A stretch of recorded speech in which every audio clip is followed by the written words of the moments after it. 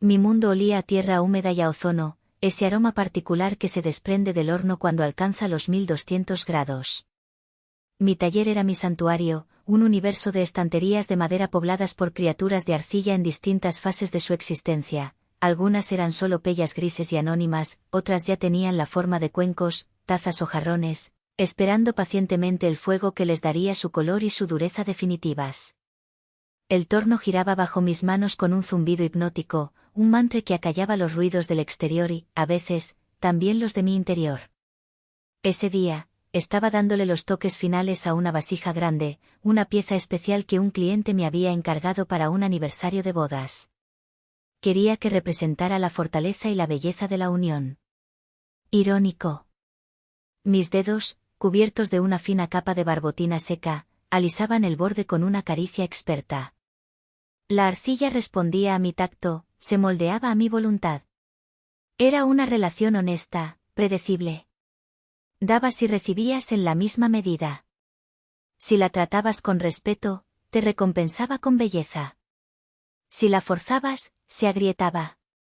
Últimamente, sentía que toda mi vida se estaba agrietando. El teléfono sonó, rompiendo la paz del taller. Era Javier. Su voz, al otro lado de la línea, sonaba lejana, como si viniera de otro país y no de su oficina en el centro de la ciudad, a solo 30 minutos de distancia. Valentina, cariño, se me ha complicado el día. Una junta de última hora. No creo que llegue para cenar. Asentí, aunque él no podía verme. Está bien. No te preocupes. No me esperes despierta. Probablemente sea tarde. Claro. Que vaya bien la junta. Gracias. Te quiero. Y yo, respondí, pero él ya había colgado. El silencio que dejó su llamada fue más denso que el de antes. Dejé la vasija a un lado y me limpié las manos en el delantal de mezclilla. Te quiero. Las palabras flotaban en el aire, vacías de peso, como cenizas. Antes, cuando decía, te quiero, yo podía sentirlo. Podía sentir su calor a través del teléfono, una conexión invisible que nos unía. Ahora, eran solo sílabas ordenadas, una fórmula de cortesía, el punto final de una conversación. Llevaba meses sintiendo ese frío. No era un frío repentino, como una ráfaga de viento en invierno. Era un frío que se había instalado lentamente, como la humedad que se filtra por las paredes de una casa vieja.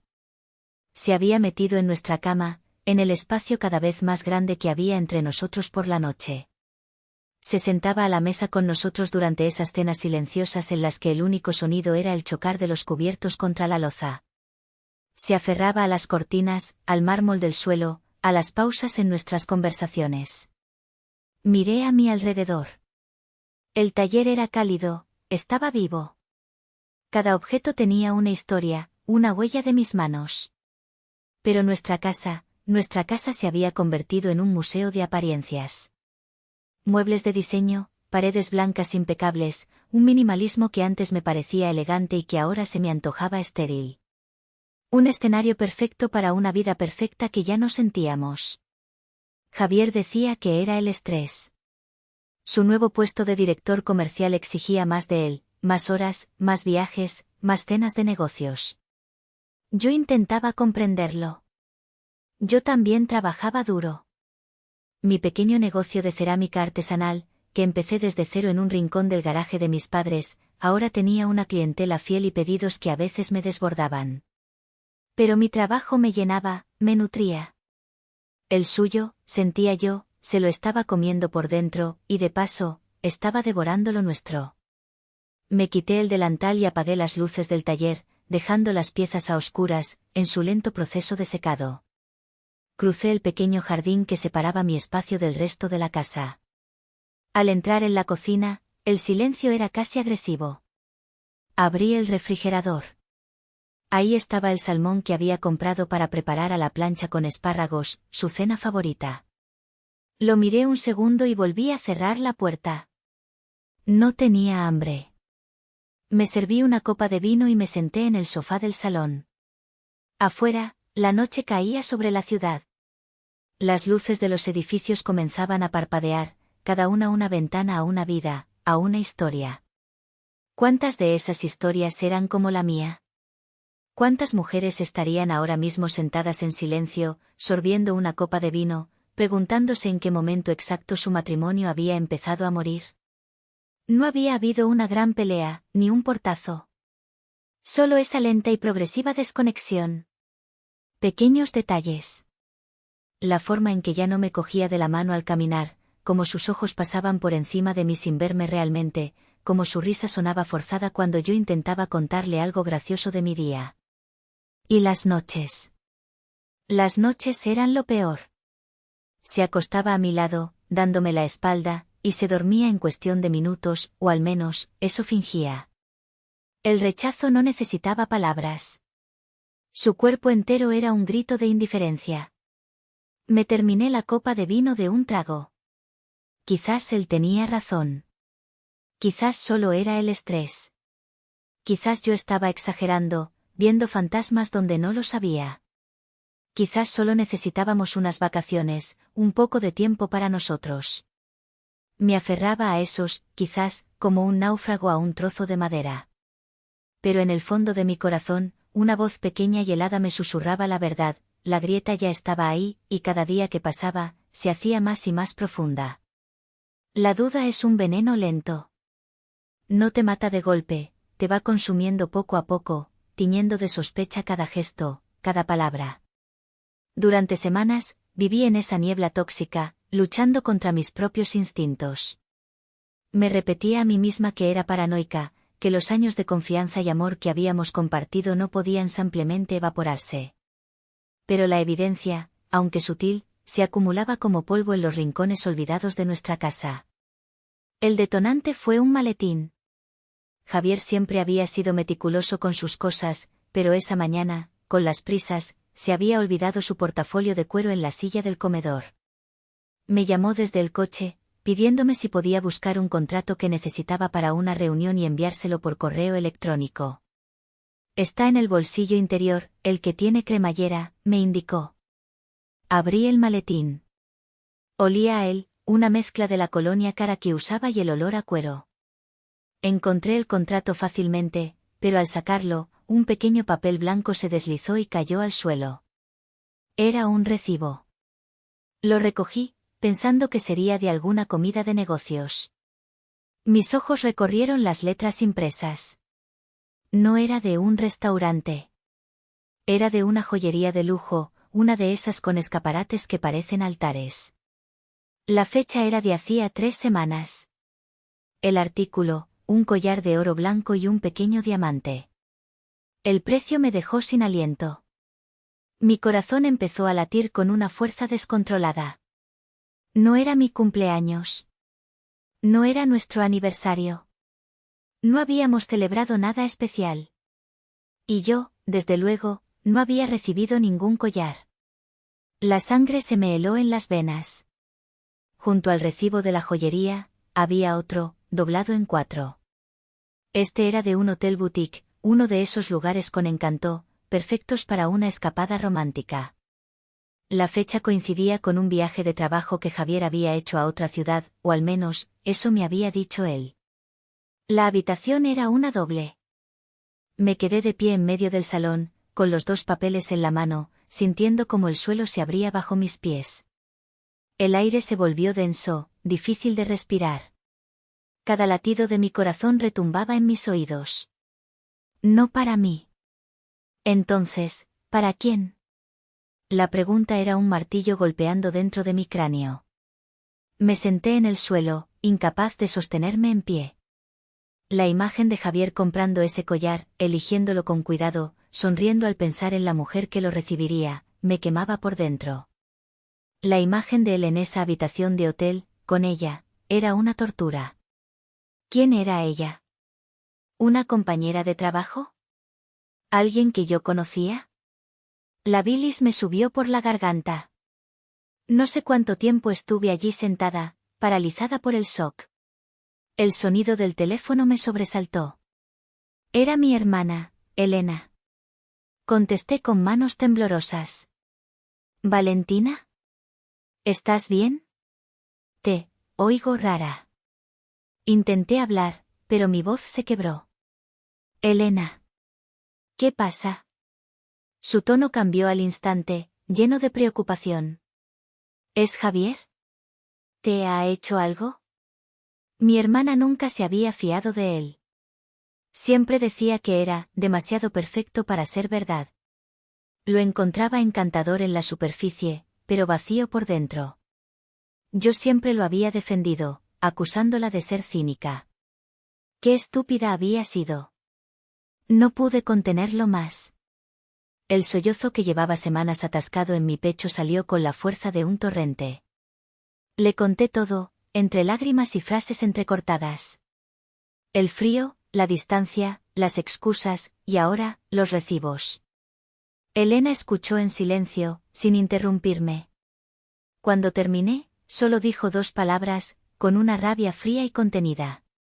Ese cabrón. No sé qué hacer, Elena. No sé qué pensar. Pensar. Exclamó. No hay nada que pensar, Valentina. Está clarísimo. Te está engañando. Te está viendo la cara de idiota. Pero, quizás hay una explicación. Un regalo para un cliente, ¿o un regalo para un cliente en un hotel boutique?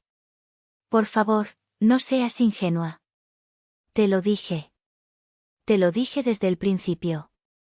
Ese hombre no te merece. Las palabras de mi hermana, aunque duras, eran como un bálsamo. Me hacían sentir que no estaba loca, que mi instinto no me fallaba. Pero una parte de mí, la parte que había amado a Javier durante casi 10 años, se resistía a creerlo. Colgué el teléfono y me arrastré hasta el baño. Me miré en el espejo. La mujer que me devolvía la mirada tenía los ojos hinchados y rojos, la piel pálida, los labios apretados en una mueca de dolor.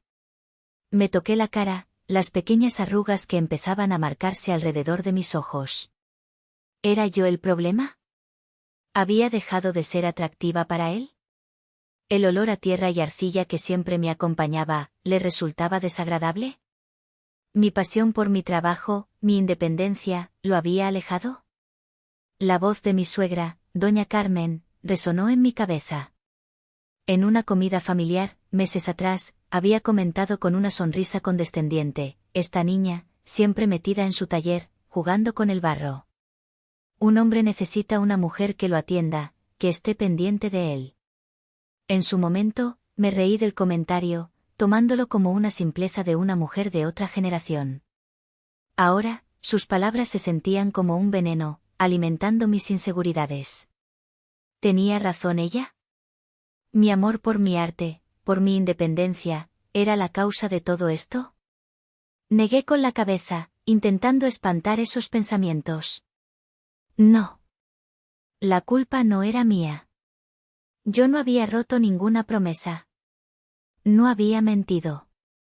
El nudo de dolor en mi estómago empezó a transformarse en otra cosa. Era una ira sorda, fría, que nacía desde lo más profundo de mis entrañas. Escaneé los recibos, los metí en el sobre del contrato y se lo envié a Javier por mensajería urgente, sin una sola nota. Que tuviera sus malditos papeles. Yo ahora necesitaba los míos, la verdad. La rabia es un catalizador poderoso. Te saca de la parálisis del dolor y te empuja a la acción. Durante los días siguientes, una calma glacial se apoderó de mí. Lloré todo lo que tenía que llorar la tarde que encontré los recibos. Ahora, mis lágrimas se habían secado, reemplazadas por una determinación afilada como un trozo de vidrio. Ya no se trataba de salvar mi matrimonio. Se trataba de obtener una confirmación irrefutable, una prueba que ni siquiera la parte más estúpida y optimista de mi corazón pudiera negar. Necesitaba verlo con mis propios ojos. Decidí tenderle una trampa. Una última cena. Sería una representación teatral, y yo era la directora, la guionista y la única espectadora consciente del verdadero drama que estaba a punto de desarrollarse. Elegí un viernes. Pasé la tarde entera en la cocina, no en mi taller. preparé sus platos favoritos, aquellos que solía cocinarle al principio de nuestra relación, cuando aún éramos dos personas descubriéndose. Hice un mole complejo, una receta de mi abuela que requería horas de paciencia y docenas de ingredientes. El aroma llenaba la casa, un fantasma de la felicidad que una vez habíamos tenido. Puse la mesa con la mejor vajilla, no la de diario, sino una de porcelana fina que habíamos comprado para ocasiones especiales. Coloqué velas, copas de cristal y una botella de su vino tinto preferido. El escenario era perfecto. Demasiado perfecto. Cuando Javier llegó, me encontró en la cocina, terminando de arreglar una fuente de arroz. Me dio un beso rápido en la mejilla, un roce frío y ausente. Huele increíble, cariño, dijo, aflojándose la corbata. Es mole, como a ti te gusta, le respondí, con una sonrisa que ensayé frente al espejo. Vaya, te has lucido. ¿Celebramos algo? Celebramos que es viernes. Que estamos juntos, dije, y mis propias palabras me supieron a ceniza. Fue a darse una ducha mientras yo terminaba de poner todo en la mesa. El corazón me latía con fuerza, una mezcla de nerviosismo y una extraña expectación. Era como esperar el clímax de una película de terror. Sabes que el monstruo va a aparecer, solo que no sabes exactamente cuándo ni cómo. Salió del baño, envuelto en una toalla, secándose el pelo. Su teléfono, que había dejado sobre la cómoda, sonó. Lo miró y su expresión cambió. Fue un cambio sutil, casi imperceptible, pero yo lo vi. Una tensión repentina en su mandíbula, un brillo fugaz en sus ojos. Mierda, masculló por lo bajo. Se metió en el vestidor para contestar. Pegué la oreja a la puerta, sintiéndome una extraña en mi propia casa. Su voz era un susurro apagado. Sí, ya voy. Dame 20 minutos. No, no puedo hablar ahora. Sí, yo también. Colgó y salió del vestidor, ya vistiéndose con vaqueros y una camisa limpia. Evitaba mi mirada. Valentina, lo siento muchísimo. De verdad. Me acaba de llamar Bermúdez, un cliente importantísimo. Hay un problema con el contrato de exportación y tengo que ir a su oficina a solucionarlo. Lo miré, manteniendo mi sonrisa falsa en su sitio. ¿Ahora? ¿A estas horas? ¿Es un cliente americano, por la diferencia horaria? Es inaplazable. Te juro que intento volver lo antes posible. Asentí lentamente. Claro. El trabajo es lo primero. Se acercó, me dio otro beso apresurado. Gracias por entender. Eres la mejor. No me tardo. Y se fue. Escuché sus pasos rápidos por el pasillo, el sonido de la puerta principal al cerrarse, y luego, el motor de su coche arrancando y alejándose por la calle. Me quedé sola en medio del comedor. La mesa perfectamente puesta para dos. Las velas parpadeaban, proyectando sombras danzantes en las paredes. El aroma del mole flotaba en el aire, ahora empalagoso, burlón. Miré su silla vacía. Y entonces, la rabia que había mantenido a raya explotó. No fue un grito. Fue algo más profundo, más visceral. Mis ojos se posaron en la vajilla que con tanto esmero había colocado. Los platos de porcelana blanca, con un fino borde dorado. Símbolos de nuestro hogar, de nuestras promesas. Agarré uno de los platos.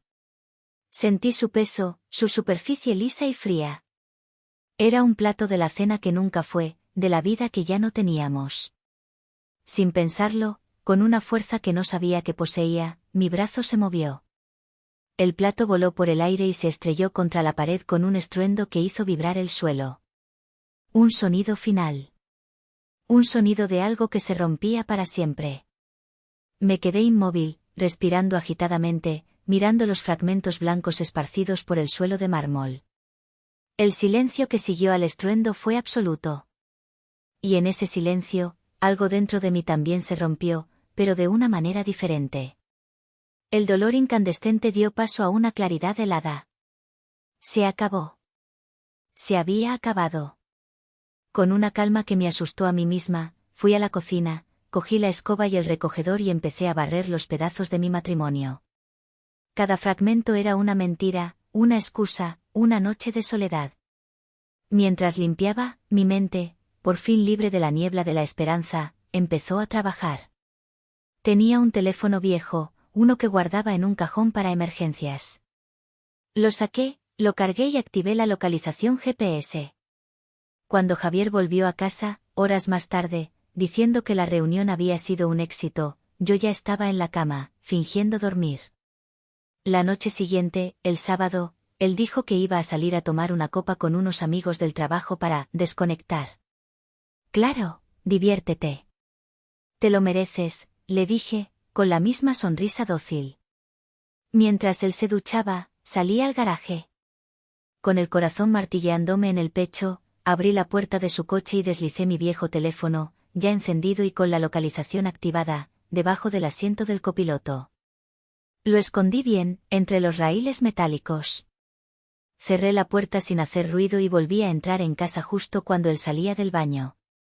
El monstruo ya no estaba escondido. Yo misma le había abierto la puerta y ahora solo tenía que seguirle el rastro hasta su guarida. El sábado por la noche se sentía diferente. El aire en la casa estaba cargado de una electricidad silenciosa. Yo me movía por las habitaciones con la ligereza de un fantasma, mientras Javier se arreglaba para su supuesta salida con amigos. Se puso una de sus mejores camisas, unos vaqueros caros y sus zapatos de cuero italianos. Se perfumó con más esmero de lo habitual. No se estaba vistiendo para sus amigos. Se estaba vistiendo para ella. ¿Segura que no quieres venir?, me preguntó, aunque ambos sabíamos que la pregunta era una formalidad vacía. No, gracias. Estoy cansada. Prefiero quedarme en casa y ver una película, le respondí, acurrucada en el sofá con un libro que no estaba leyendo. Bueno, como quieras. No me llames, que estaremos en un bar con mucho ruido, dijo, dándome una última excusa preventiva. Descuida. Pásalo bien. Me dio un beso en la frente y se fue. En cuanto oí el motor de su coche alejarse, dejé caer el libro. Mi corazón era un tambor desbocado. Corrí a mi estudio, encendí mi portátil y abrí la aplicación de rastreo. Un pequeño punto azul apareció en el mapa, moviéndose por las calles de la ciudad. Mi marido. No se dirigía a la zona de bares donde solía quedar con sus colegas.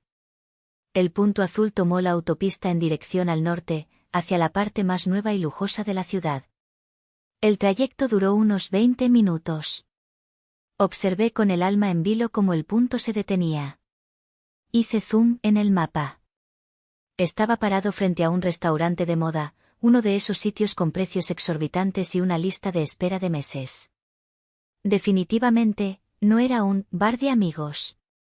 Mi primer impulso fue conducir hasta allí, enfrentarme a ellos, montar una escena. Pero la calma helada que se había apoderado de mí me detuvo. No una escena era lo que él esperaría. Una esposa histérica. Eso le daría la oportunidad de llamarme loca, de darle la vuelta a la tortilla. Yo no le iba a dar esa satisfacción. Esperé. Pasó una hora. Luego otra. Bebí 2 copas de vino sin sentir su efecto. Solo miraba fijamente el punto azul en la pantalla, inmóvil. ¿Qué estarían haciendo? ¿Hablando? ¿Riéndose? ¿Acariciándose las manos por encima de la mesa? Cada minuto era una pequeña tortura. Justo cuando estaba a punto de rendirme y apagar el ordenador, el punto azul se movió. Salió del restaurante y empezó a desplazarse lentamente por una avenida. No iba en dirección a nuestra casa. A unos 10 minutos del restaurante, se detuvo de nuevo. Hice zoom una vez más. El nombre en el mapa me golpeó como un puñetazo en el estómago, Hotel Caelus. Boutique y spa. Se me escapó el aire de los pulmones. Ya no había duda. Ya no había explicaciones posibles. Era la verdad, desnuda y brutal. Me levanté del taburete de mi taller. Ya no sentía rabia, ni siquiera dolor. Solo un vacío inmenso. Cogí las llaves de mi coche y salí de casa. No sabía muy bien a dónde iba, pero mis manos se movían con una voluntad propia. Conduje por las calles desiertas de mi barrio, siguiendo la ruta que me indicaba mi propio GPS mental hacia el hotel. Aparqué en la calle de enfrente, en una zona oscura, desde donde tenía una vista clara de la entrada principal del hotel, iluminada con una luz cálida y acogedora. Apagué el motor y las luces de mi coche. Esperé. No tuve que esperar mucho. Unos 5 minutos después, el coche de Javier entró en el aparcamiento del hotel. Lo vi bajar. Llevaba el saco del traje sobre el hombro. Rodeó el coche y abrió la puerta del copiloto. De ella bajó una mujer. Era joven, mucho más joven que yo. Llevaba un vestido rojo, ceñido, que resaltaba su figura. Tenía el pelo largo y oscuro. Incluso desde la distancia, podía ver que era guapa, del tipo de belleza obvia y llamativa que sale en las portadas de las revistas. Javier le pasó un brazo por la cintura y la atrajo hacia él. Ella rodeó su cuello con los brazos y lo besó. No fue un beso rápido. Fue un beso largo, lento, posesivo. El beso de dos personas que comparten un secreto, una intimidad. En ese momento, dejé de respirar. Fue como si alguien me hubiera sumergido en agua helada. Mi cuerpo se quedó rígido, mis manos se aferraron al volante. No podía apartar la vista. Los vi entrar juntos en el hotel, riendo, la cabeza de ella apoyada en el hombro de él. Desaparecieron tras las puertas de cristal. Y entonces, todo se vino abajo. El vacío se llenó de un dolor tan agudo, tan físico, que tuve que doblarme sobre el volante. No lloré. Fue algo peor. Fue un sonido gutural, un quejido animal que salió de lo más profundo de mi ser. El dolor de la traición era una bestia desgarrándome por dentro. Saqué mi teléfono, el mío de verdad. Con manos temblorosas, abrí la cámara y, usando todo el zoom que pude, tomé una foto de su coche, aparcado bajo la luz de una farola, con el letrero del hotel apenas visible al fondo. No era una gran prueba, pero era mi prueba. La confirmación que necesitaba. La guardé en una carpeta oculta de mi galería, una carpeta a la que llamé Consecuencias. Me quedé allí sentada, no sé si fueron minutos u horas. Mirando la entrada del hotel, imaginándolos en una de esas habitaciones. El mundo exterior se desvaneció. Solo existía ese edificio, un mausoleo para mi matrimonio muerto. Finalmente, encendí el motor. Pero no conduje hacia casa. Conduje en dirección contraria, saliendo de la ciudad, alejándome de todo. No tenía un destino. Solo la necesidad desesperada de huir. La verdad no te hace libre. La verdad, a veces, te destruye. Y yo, en ese momento, estaba completamente destrozada. Conduje sin rumbo, con la única intención de poner distancia entre el hotel y yo. Las luces de la ciudad dieron paso a la oscuridad de la carretera. La radio estaba apagada. El único sonido era el zumbido monótono del motor y el eco de la traición en mi cabeza. La imagen de Javier besando a esa mujer se repetía en un bucle infinito, cada vez más nítida, más dolorosa. No sé cómo, pero acabé en la carretera de la costa.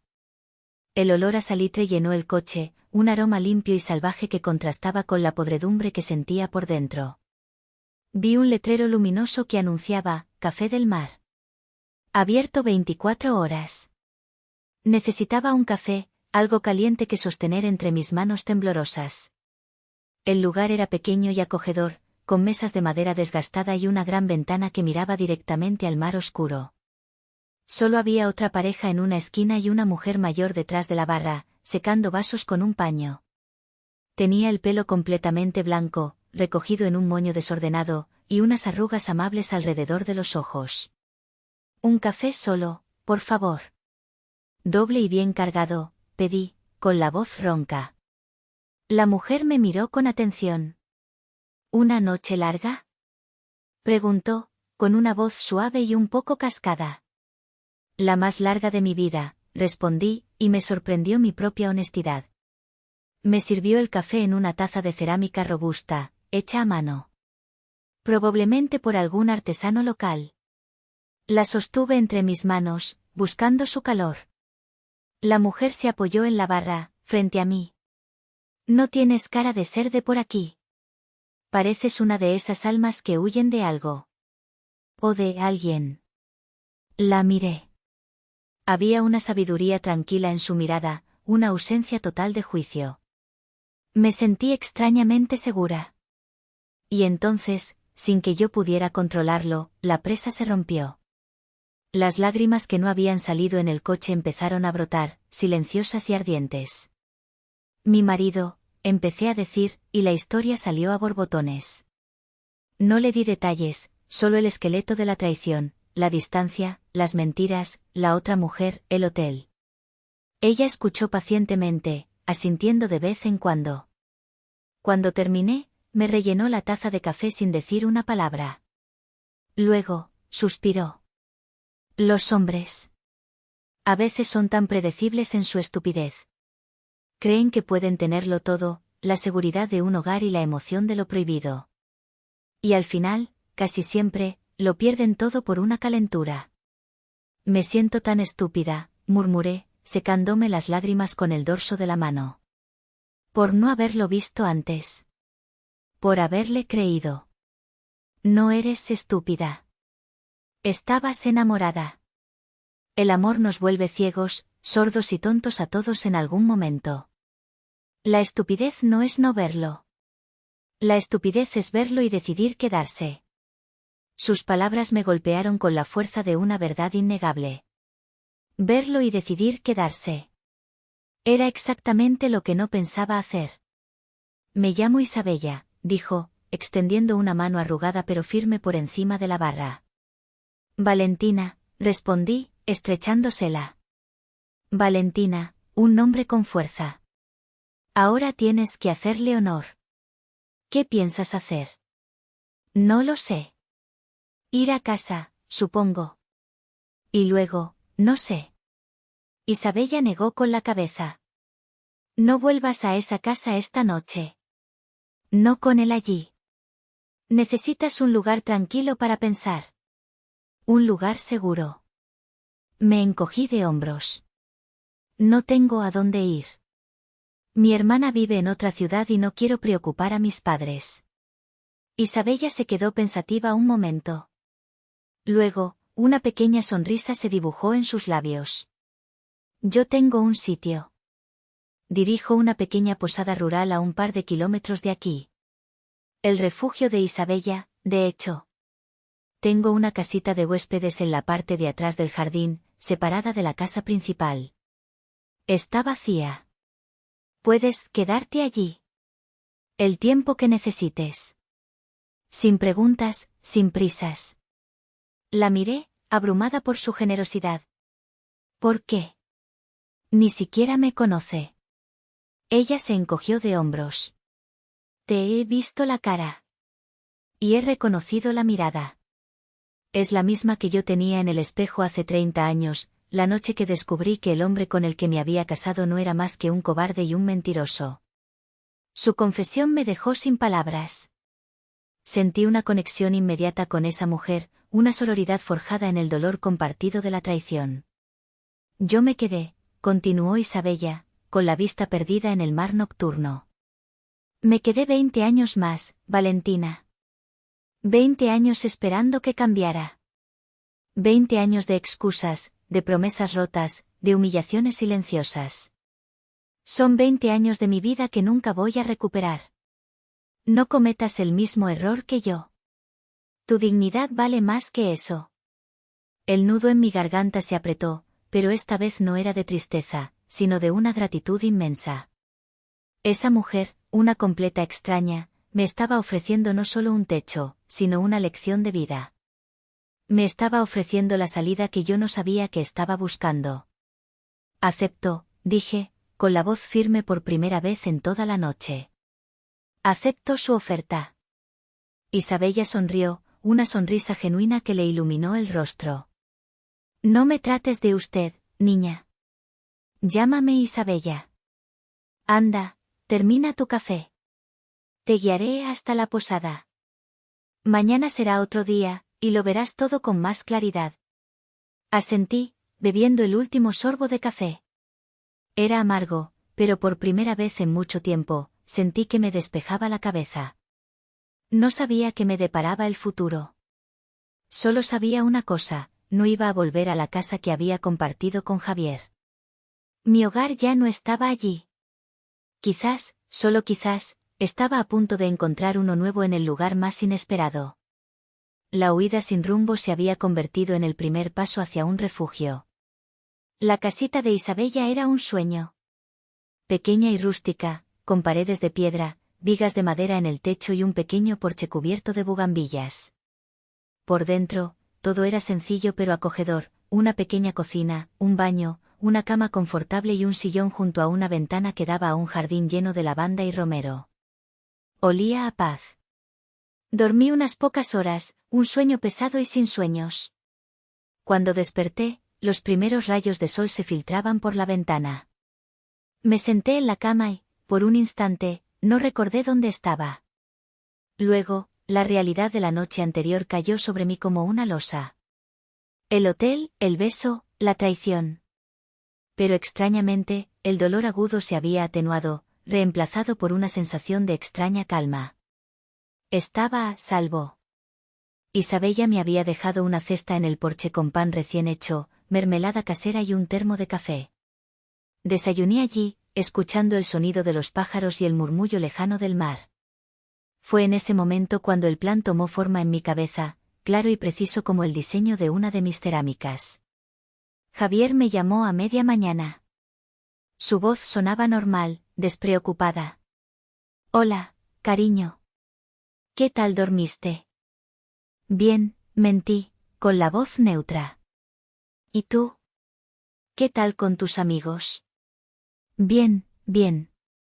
Un poco de resaca hoy, dijo, y hasta tuvo el descaro de reírse.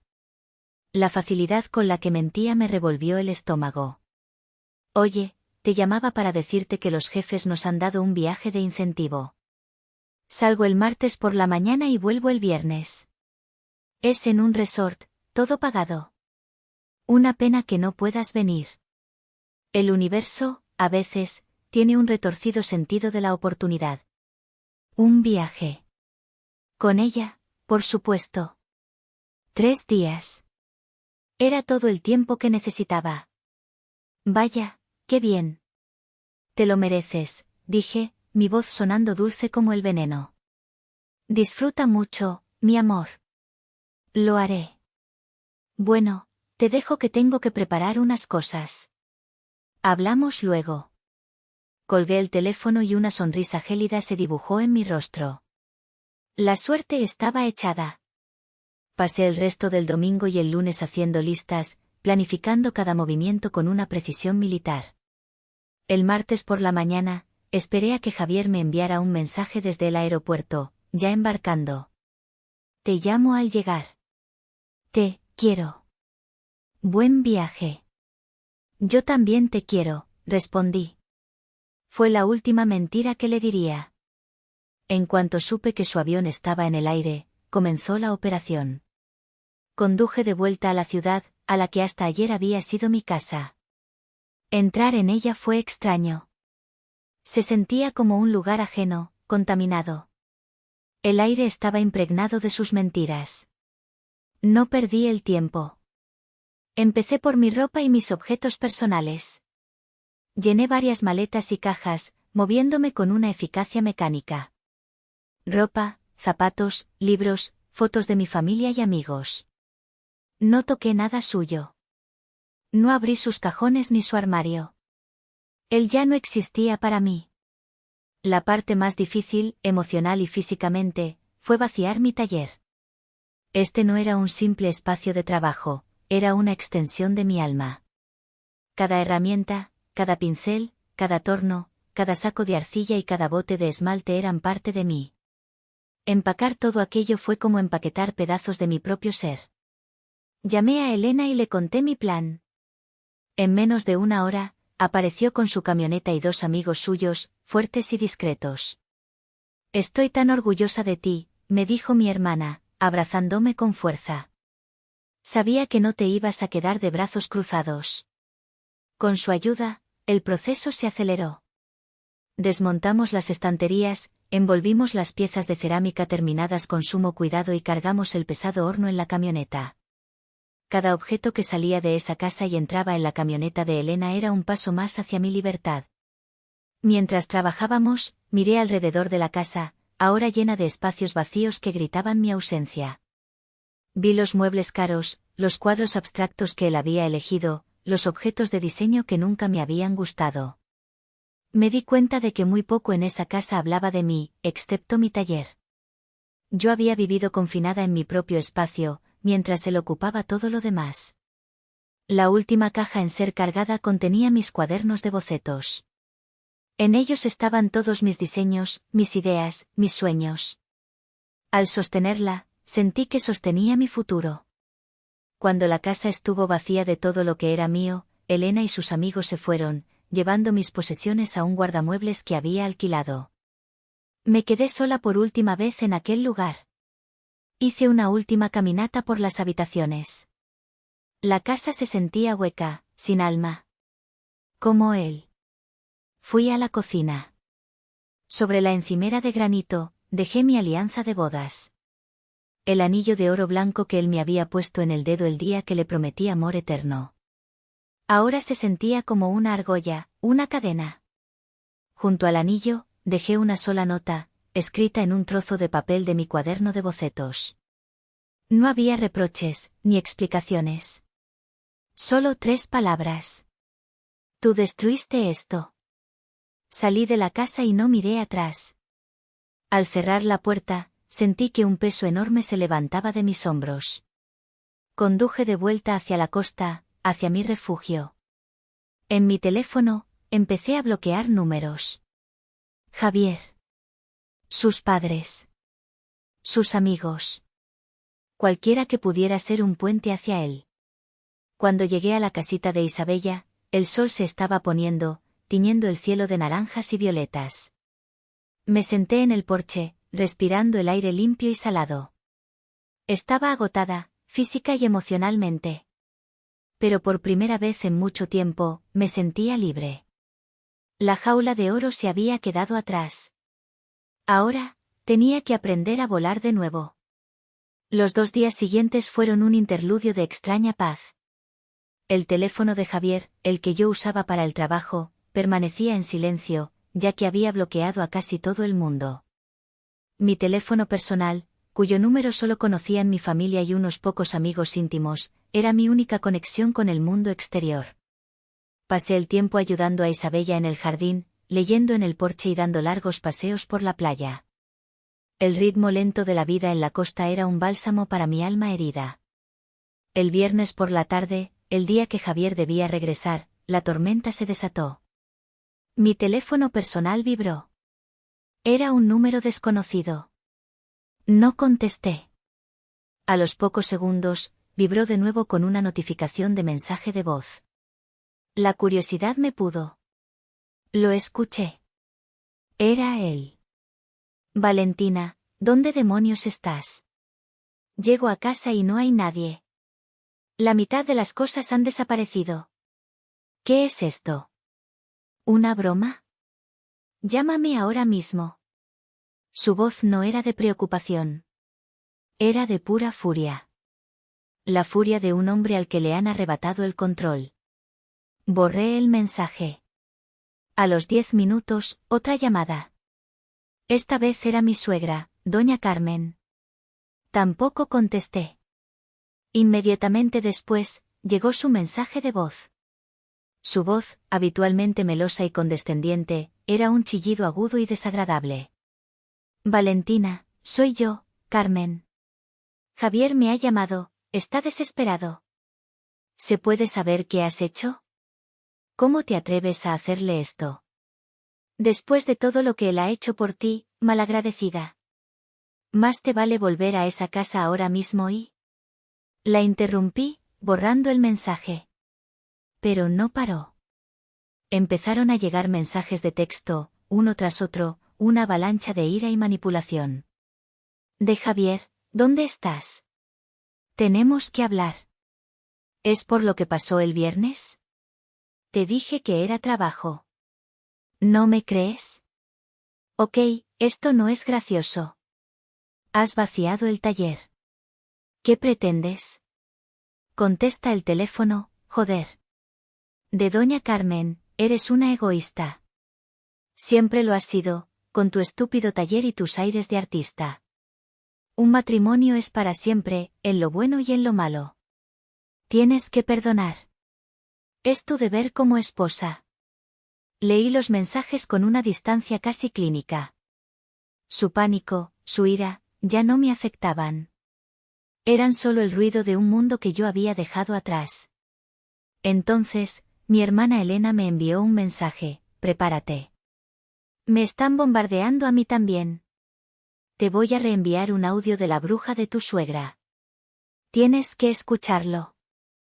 Un segundo después, llegó el archivo de audio. Era un mensaje de voz que doña Carmen le había dejado a Elena, pensando que ella sería su aliada para convencerme. Le di al play. La voz de mi suegra era un torbellino de rabia. Despotricaba contra mí, llamándome de todo. Y entonces, en medio de su furia descontrolada, dijo la frase que lo selló todo para siempre. ¿Y yo qué le advertí a mi hijo? Le dije 1000 veces. Javier, ten más cuidado, que esta es muy lista. Si se entera, te monta un escándalo y se queda con todo. Pero no me hizo caso. Siempre tan descuidado. Y ahora mira el lío en el que nos ha metido a todos. Me quedé helada. Tuve que escucharlo 2 veces para asegurarme de que no lo había imaginado. Le advertí a mi hijo. Ten más cuidado. Ella lo sabía. No era una sospecha. No era una intuición. Ella sabía que su hijo me estaba engañando y, no solo no había hecho nada, sino que su única preocupación era que, tuviera cuidado, para que yo no me enterara. Su consejo no fue, deja de lastimar a tu esposa, sino, no dejes que te pillen. La revelación me golpeó con una fuerza nauseabunda. La traición de Javier era una herida profunda, pero la complicidad de su madre era, algo mucho peor. Era la traición de la familia, de la matriarca que se suponía debía proteger la unión que ella misma había bendecido. Su preocupación no era mi dolor, ni la ruptura de nuestro hogar. Su preocupación era mantener las apariencias, proteger a su niño de las consecuencias de sus actos. En ese momento, cualquier resquicio de duda, cualquier pequeño sentimiento de culpa que pudiera haber albergado por la forma en que me fui, se evaporó por completo. Fue una liberación. Una justificación absoluta. Le envié un mensaje a Elena: gracias. Necesitaba escuchar esto. Su respuesta fue inmediata: son basura, hermana. Basura. ¿Estás bien? Mejor que nunca, le escribí, y era verdad. El teléfono seguía vibrando, una letanía desesperada de llamadas perdidas y mensajes. Lo apagué. Me levanté y caminé hacia la playa. El sol de la tarde doraba la arena y las olas rompían en la orilla con un ritmo constante y tranquilizador. Me quité los zapatos y sentí la arena fresca bajo mis pies. Miré el mar, infinito y poderoso.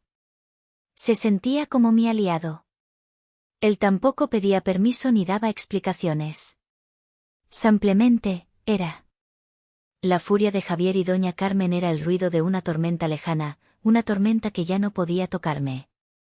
Yo estaba en mi refugio, protegida no por paredes de piedra, sino por la certeza absoluta de haber tomado la decisión correcta. No era una víctima huyendo. Era una superviviente reclamando su vida. Y la paz que sentí en ese momento, con el viento salado en mi cara y el sonido del mar en mis oídos, era más valiosa que cualquier cosa que hubiera dejado atrás. El tiempo en la costa tiene su propio ritmo, marcado por las mareas y el sol, no por el reloj. Los días se convirtieron en semanas, y las semanas en meses. El primer año de mi nueva vida pasó como una exhalación y, al mismo tiempo, con una lentitud sanadora. Con la ayuda de Isabella, encontré un pequeño local en el pueblo cercano que alquilé para instalar mi nuevo taller. Era más pequeño que el anterior, pero tenía una luz increíble y estaba a solo 5 minutos a pie de mi casita. Transportamos mis cosas desde el guardamuebles y, poco a poco, mi santuario volvió a tomar forma. El torno empezó a girar de nuevo, el horno a cocer, y mis manos a crear. Mi trabajo se transformó. Antes, mis piezas eran técnicamente perfectas, pero quizás un poco frías, contenidas. Ahora, había una nueva fuerza en ellas, una honestidad más cruda. Empecé a experimentar con texturas más rugosas, con esmaltes que imitaban los colores del mar en un día de tormenta, con formas imperfectas que celebraban la belleza de lo roto y reconstruido. Creé una línea de piezas inspirada en la técnica japonesa del kintsugi, donde las grietas de la cerámica rota se rellenan con oro, no para ocultar la fractura, sino para celebrarla como parte de la historia del objeto. Esa era yo. Una mujer recompuesta con vetas de oro. La gente del pueblo me acogió con una amabilidad natural. Isabella me presentó a sus amigos, otros artesanos, pescadores, dueños de pequeños restaurantes. Mi vida se llenó de conversaciones sencillas, de risas genuinas, de pequeños gestos de comunidad. Cambié los cócteles en bares de diseño por cafés en la terraza de Isabella y cenas de pescado fresco en chiringuitos de playa. Mi día a día era simple y pleno. Me despertaba con el sonido de las olas, no con el de una alarma. Daba un largo paseo por la playa con un perro callejero que había adoptado y al que llamé Sombra. Desayunaba en mi porche, leyendo o simplemente mirando el jardín. Luego, pasaba la mayor parte del día en el taller, con las manos en la arcilla, escuchando música o el silencio.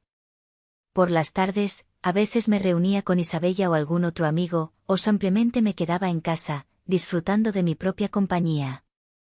Aprendí a saborear la soledad, a no confundirla con la desolación. La soledad era mi aliada, el espacio donde podía escuchar mis propios pensamientos sin interferencias. En la soledad, me reencontré conmigo misma, con la Valentina que se había perdido en el laberinto de un matrimonio infeliz. Javier había intentado contactarme a través de un abogado unos meses después de mi partida. Quería el divorcio. Le respondí a través de mi propia abogada con un simple «de acuerdo». No pedí nada. No quería nada que viniera de él. La casa, que estaba a su nombre, se la podía quedar. El dinero que yo había aportado para la entrada lo di por perdido, el precio de mi libertad. El divorcio se tramitó rápidamente, sin que tuviéramos que vernos. Un día, Isabella me encontró mirando el mar, con la vista perdida. ¿Piensas en él?, me preguntó suavemente. Negué con la cabeza. No. Pienso en el tiempo. En todo el tiempo que perdí intentando ser alguien que no era para hacer feliz a alguien que nunca lo iba a ser. Ese tiempo no está perdido, niña, me dijo, sentándose a mi lado. Es la arcilla con la que te has moldeado ahora. Sin ese pasado, no serías la mujer fuerte que eres hoy. Tenía razón. El dolor había sido el fuego del horno que me había transformado. Ya no era frágil. Era cerámica.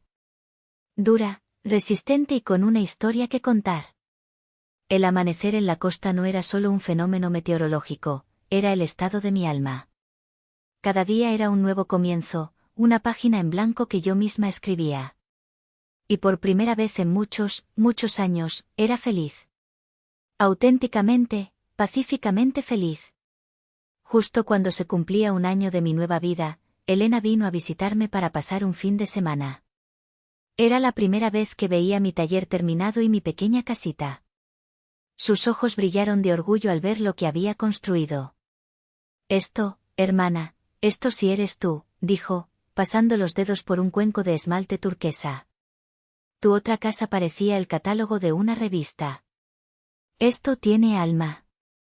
Pasamos el día en la playa, poniéndonos al día. Le conté sobre mis nuevos amigos, sobre el éxito de mi nueva línea de cerámica, sobre la paz que había encontrado. Ella me escuchaba con una sonrisa. Por la noche, mientras cenábamos en el porche bajo un cielo estrellado, su expresión se volvió más seria. Tengo que contarte algo, dijo, removiendo el vino en su copa. Es sobre Javier. Mi cuerpo se tensó por un instante, un reflejo condicionado. Pero luego respiré hondo. Está bien. Cuéntame. Bueno, prepárate, porque es todo un drama. La justicia divina, o el karma, o como quieras llamarlo, ha hecho su trabajo. Elena me contó que la historia de la infidelidad de Javier se había filtrado en su empresa. Al parecer, la chica, Sofía, no era tan discreta como él pensaba. Y no solo eso, resulta que el marido de una de las directoras de la empresa era cliente de la joyería donde Javier compró el famoso collar. De alguna manera, por una de esas casualidades del destino, la historia llegó a oídos de quien no debía. Hubo un escándalo monumental, continuó Elena, con un punto de satisfacción en su voz. La empresa tiene una política muy estricta sobre relaciones entre empleados, sobre todo si hay un abuso de poder. A él lo degradaron. Le quitaron el puesto de director y lo mandaron a un departamento perdido, sin responsabilidades. Una humillación total. ¿Y ella?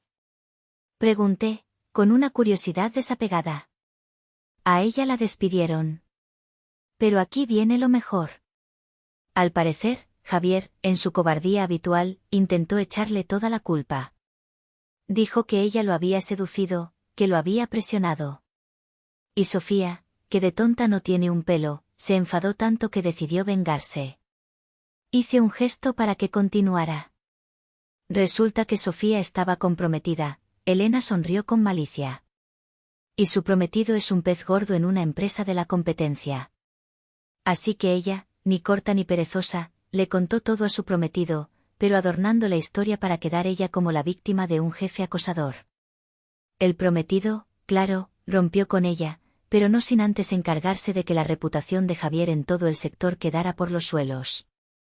Ahora nadie quiere hacer negocios con él. Está acabado profesionalmente. Me quedé en silencio, procesando la información. No sentí alegría, ni sed de venganza satisfecha. Sentí, nada. Era como leer la noticia de un desconocido en un periódico. Su vida, sus problemas, ya no tenían nada que ver conmigo. Vaya, fue todo lo que pude decir. Y espera, que aún hay más, añadió Elena. Doña Carmen. ¿Qué pasa con ella? Está socialmente aislada.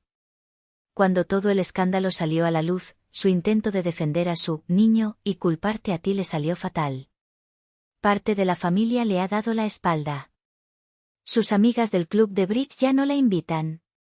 Se ha quedado sola con su hijo, el apestado. Dicen que está amargadísima. Asentí lentamente. Cada uno cosecha lo que siembra, murmuré, citando una de las frases favoritas de mi abuela. Exacto. Pero te cuento todo esto por una razón, Valentina. Y tienes que tener cuidado.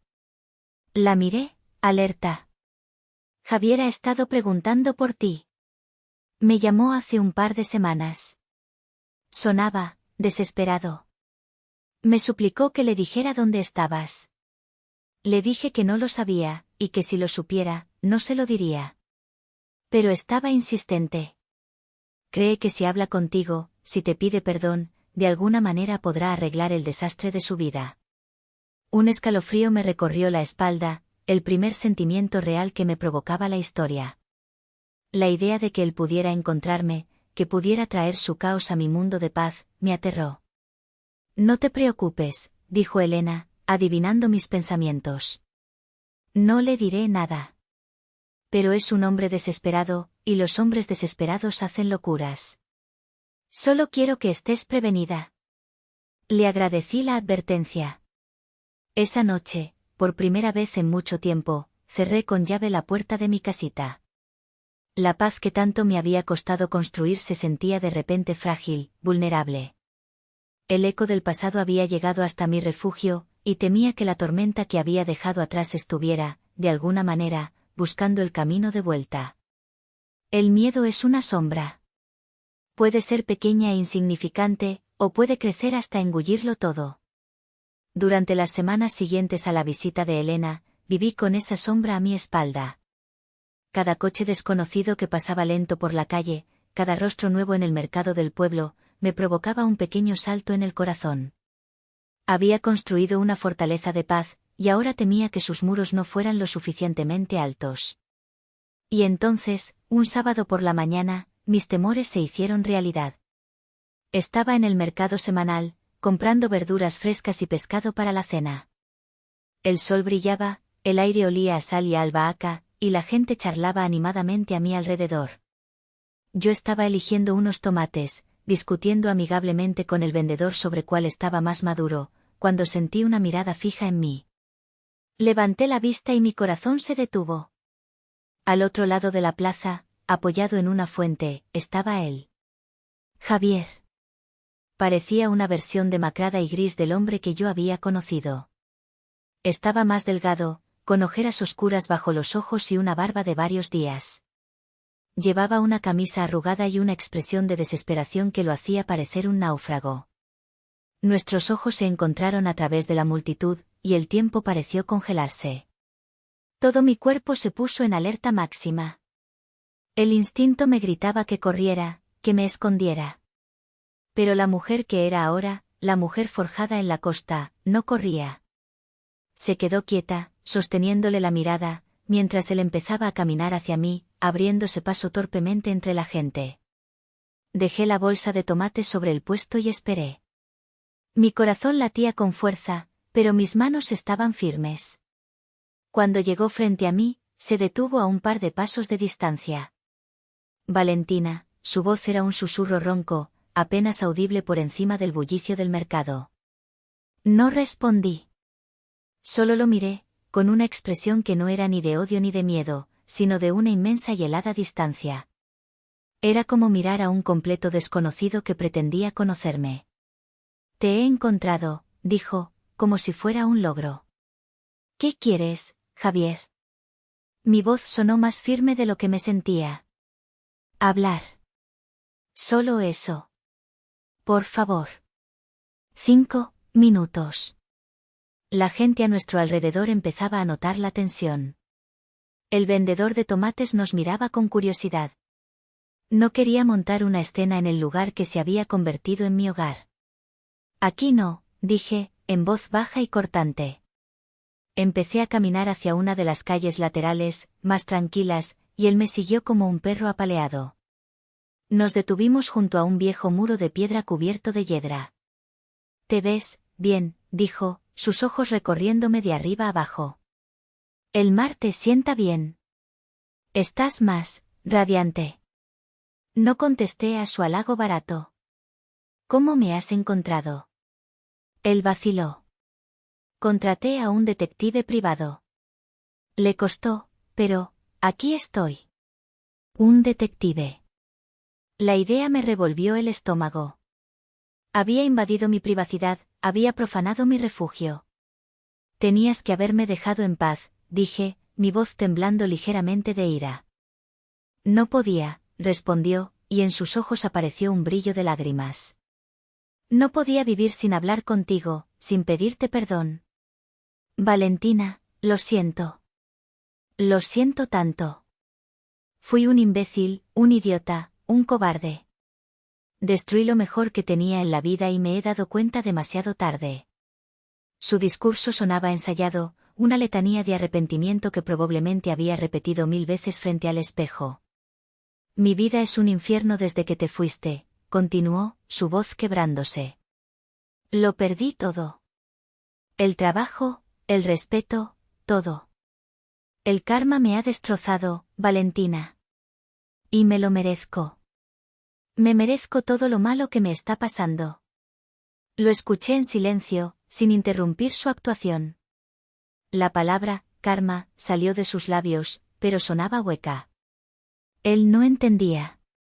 No era una fuerza mística y externa la que lo había castigado. Eso no es el karma, Javier, dije finalmente, y él me miró, sorprendido por mi calma. Esos son las consecuencias. Las consecuencias directas de tus propias decisiones.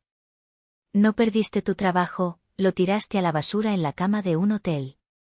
No perdiste el respeto, lo cambiaste por un collar de diamantes para tu amante. Tú no perdiste nada. Tú elegiste. Y estas son las consecuencias de tus elecciones.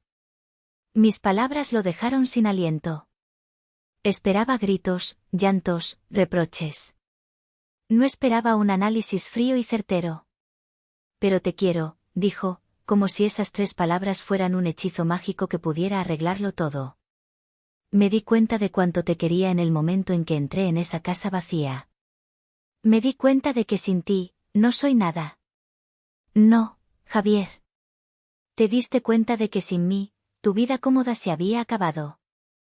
Te diste cuenta de que ya no tenías a alguien que te preparara la cena, que mantuviera la casa en orden, que te diera una apariencia de estabilidad mientras tú hacías tu vida por otro lado. No me echas de menos a mí.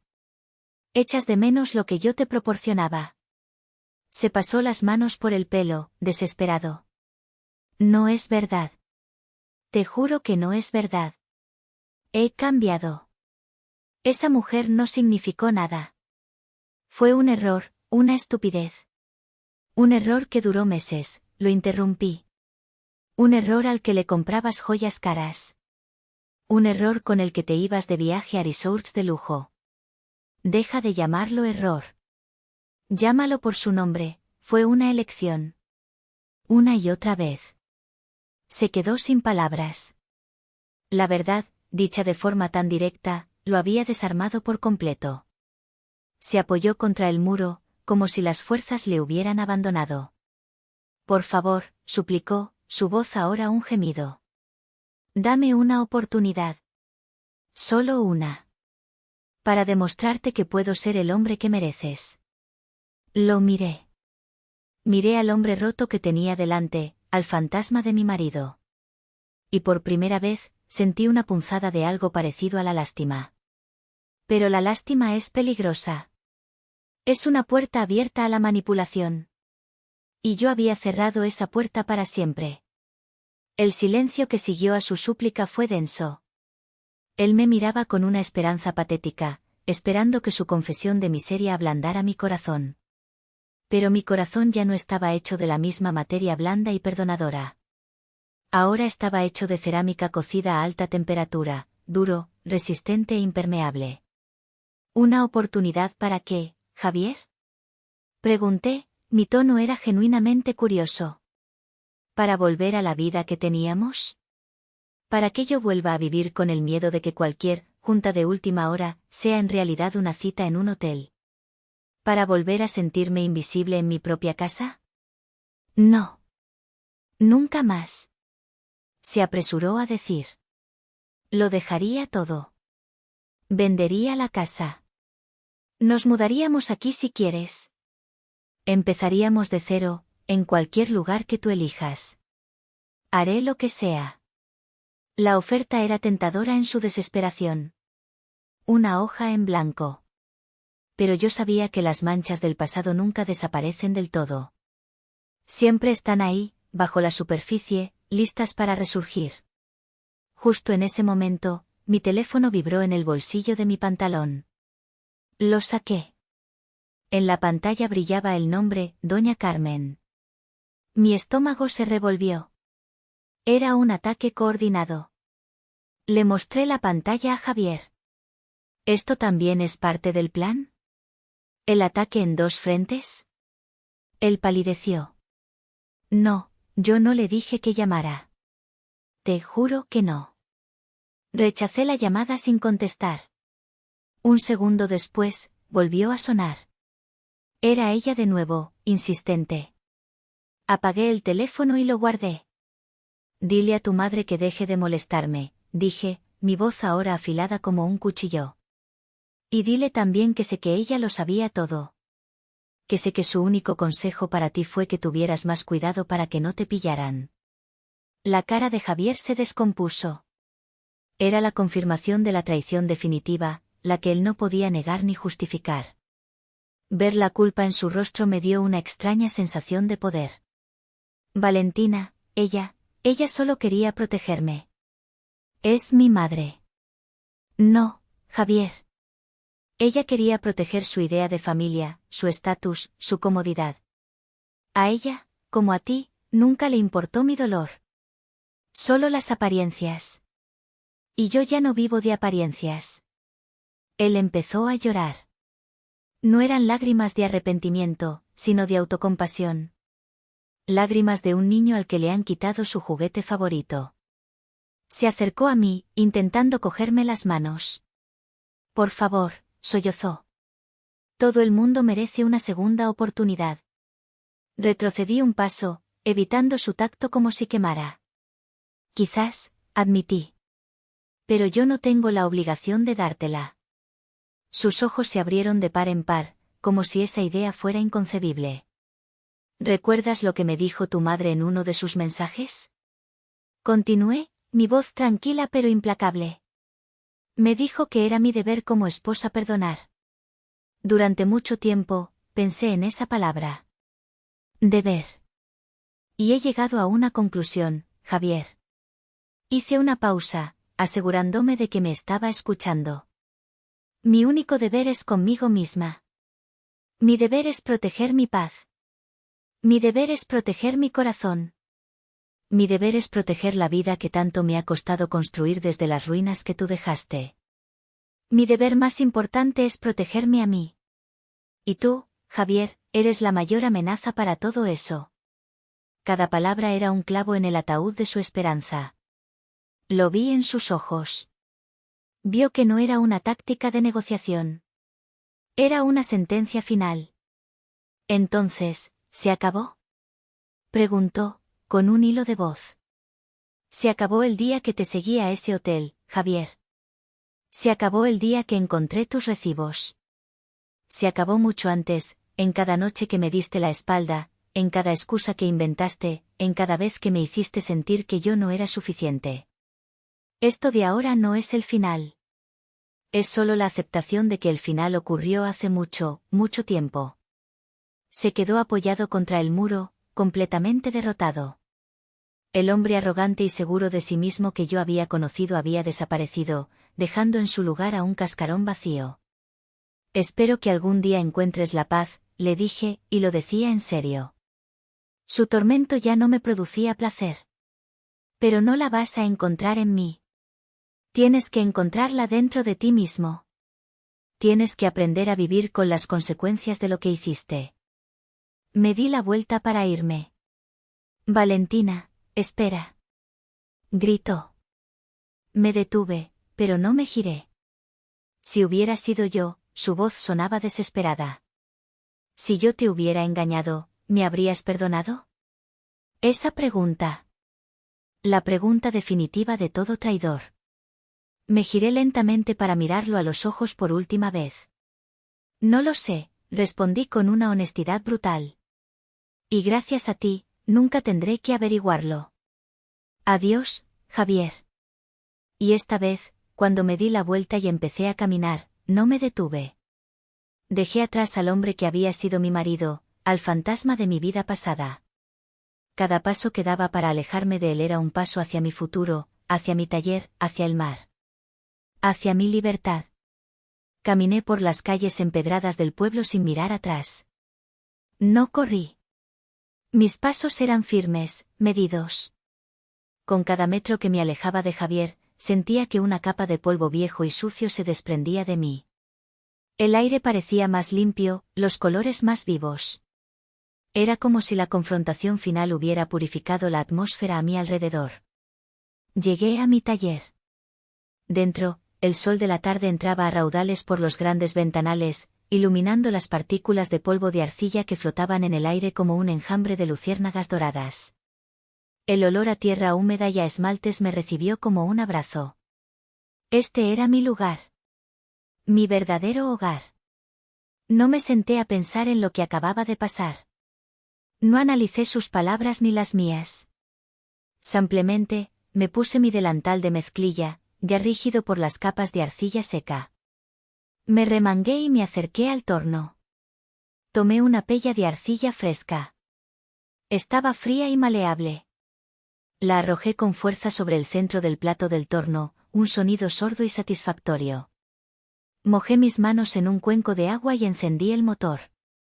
El torno empezó a girar, y yo centré la arcilla. Mis manos se movieron con una memoria propia, presionando, guiando, transformando el bloque informe. Sentí la fuerza centrífuga, la resistencia de la tierra cediendo poco a poco a mi voluntad. Era una danza que conocía a la perfección, un diálogo sin palabras entre la creadora y la materia prima. Mientras mis manos subían por las paredes de la arcilla, dándole forma a un jarrón alto y esbelto, mis pensamientos se aclararon. La vida era como trabajar en el torno. A veces, la pieza se descentra, se tambalea, amenaza con derrumbarse. Puedes intentar arreglarla, añadir agua, presionar con más fuerza. Pero a veces, la estructura está demasiado comprometida. La base es débil. Y por mucho que lo intentes, solo consigues un desastre. En esos casos, la única solución es parar, tomar la pieza deformada, aplastarla y empezar de nuevo. Yo había aplastado mi vida anterior. La había reducido de nuevo a su esencia, a la arcilla primigenia. Y ahora, sobre el torno de mi nueva existencia, estaba creando algo nuevo. Algo mío. Algo que, aunque tuviera imperfecciones, sería auténtico. Fuerte. Una pequeña sonrisa se dibujó en mis labios. Javier había buscado el perdón en mí, la absolución. Pero la redención no es algo que otra persona pueda otorgarte. Es un trabajo interno, un proceso solitario de aceptar tus errores y reconstruirte. Era un trabajo que yo había hecho. Y que él ahora tenía que empezar. Miré la pieza que estaban haciendo entre mis manos. Era elegante, con una curva fuerte y un cuello abierto, listo para recibir flores, para contener belleza. No era perfecta. Tenía las marcas de mis dedos, las pequeñas irregularidades que demostraban que había sido hecha a mano, con amor y con esfuerzo. Apagué el torno. El jarrón giró lentamente hasta detenerse. Lo contemplé un momento. No era solo un jarrón. Era un monumento a mi resiliencia. Un trofeo silencioso de una batalla ganada. Sombra, mi perro, entró en el taller y apoyó su cabeza en mi regazo, como si entendiera que era un momento importante. Le acaricié las orejas, sintiendo su calor y su lealtad incondicional. Afuera, el sol comenzaba a descender hacia el horizonte, pintando el cielo de colores imposibles. La paz que sentí en ese instante fue profunda, completa.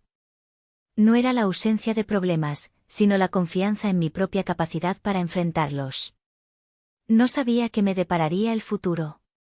Quizás conocería a alguien nuevo. Quizás no, y por primera vez en mi vida, ambas posibilidades me parecían igual de buenas. Mi felicidad ya no dependía de la presencia de otro. Dependía de mis propias manos, de mi propio corazón. Tomé el alambre de corte y, con un movimiento limpio y preciso, separé la base del jarrón del plato del torno. Lo levanté con cuidado y lo coloqué en una estantería para que se secara. Estaba listo para el siguiente paso. Estaba listo para el fuego. Como yo.